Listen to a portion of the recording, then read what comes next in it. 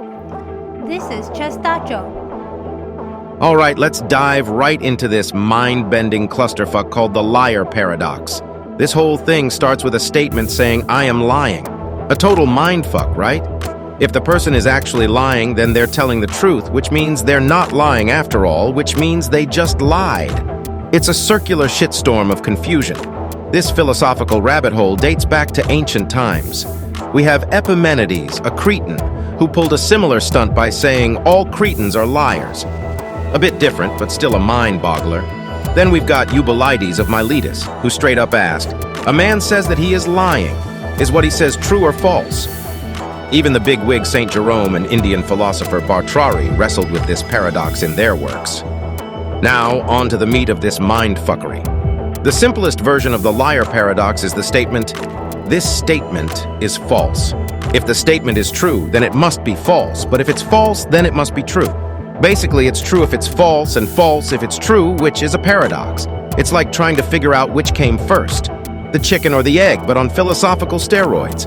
Some smart folks thought they could outsmart this conundrum by saying the statement is neither true nor false. But oh boy, that just opened up a new can of worms with the statement, "This statement is not true," which ended up in the same paradoxical bullshit. Others, like Graham Priest, have suggested the statement is both true and false. But guess what? That still doesn't solve the paradox, especially when you consider the statement, "This statement is only false."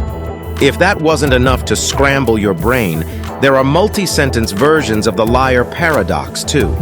They basically involve one statement declaring the truth or falsity of another, and they all end up in the same paradoxical mess. Then there's the suggestion that the paradox is only a problem in semantically closed languages. These are languages where one sentence can talk about the truth or falsehood of another sentence in the same language. The solution, according to this view, is to have levels of languages where higher levels can talk about lower ones, but not the other way around. This keeps the system from becoming self-referential and falling into paradoxical quicksand.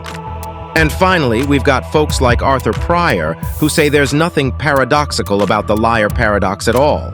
They argue that every statement includes an implicit assertion of its own truth, so a statement saying this statement is false is just a simple contradiction and hence false.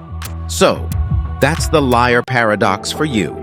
A philosophical mindfuck that's been making people scratch their heads for centuries. This is Chastacho.